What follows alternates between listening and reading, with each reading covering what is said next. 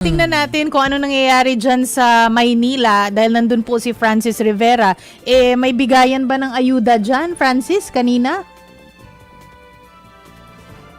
Pok, Chiki Mase, tapos na ang pamimigay ng ayuda. Siguro mga around 5:30 or 6, natapos ang pamimigay ng ayuda para sa mga kapatid nating delivery rider. Pero gaya dun sa mga nabantayan nating mga payout center, talagang hindi na iwasan, no, na magkaroon talaga ng aberya gaya kanina. At isa talaga sa mga pinaka-common na aberya na na-encounter natin ay yung mga pangalan na wala doon sa master list ng LTFRB. Kaya marami talaga yung mga MC o yung mga delivery rider na hindi maiwasan yung init ang ulo. At yung iba naman kasi, Bok, Chiki Maze, no, MC taxi driver na delivery rider pa. So medyo nagkalituhan sila doon kasi hindi nila alam kung saan sila pumasok na TNC or Transport Network Company.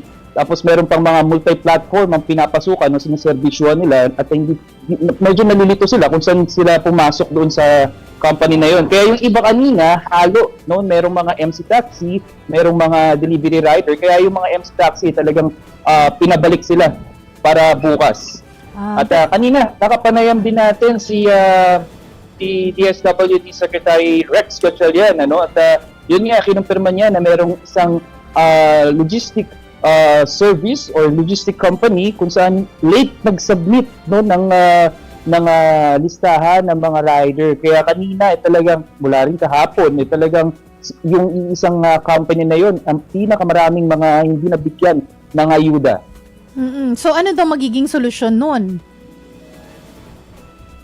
Chiki, maraming mga QR code, no, kung saan pina-fill upan sila or in-scan nila at nag-fill up sila ulit ng panibagong form, no. Kaya medyo irritable at mainit yung ulo nila dahil nakailang fill up na daw kasi sila pero wala pa rin sila sa listahan at nakakapagtaka raw dahil yung mga bago o yung mga ilang buwan pa lamang ito sa company na ito, no, na nakakuha kesa naman dun daw sa mga mas matagal na nag-deliver, no, dito sa company na ito, sila pa daw yung wala, no. Kaya ang ginawa nila nag-stand sila doon sa QR at panibagong fill up na naman. Pero ito, for sure na to dahil diretso na to doon sa system ng LTFRB at naghihintay na lamang sila ng panibagong schedule ng special payout.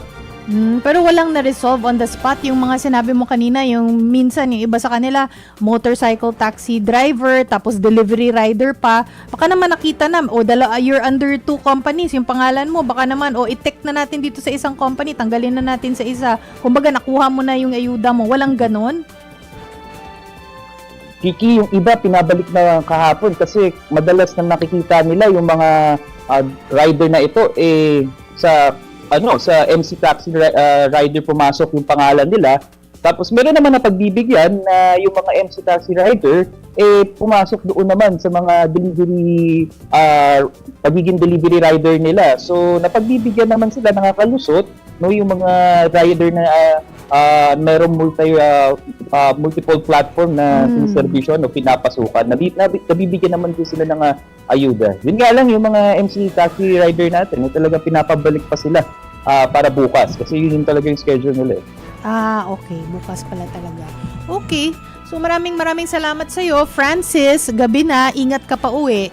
Francis Rivera Salamat, po yan, Francis. mga kapatid. Salamat, Francis. Mahirap din naman pagbigyan pala kasi 'di ba may isang isang logistics company na hindi pa nakapagbigay or late nagbigay. Kung pinagbigyan mo tapos nandito pala yung pangalan din, doble, mahirap.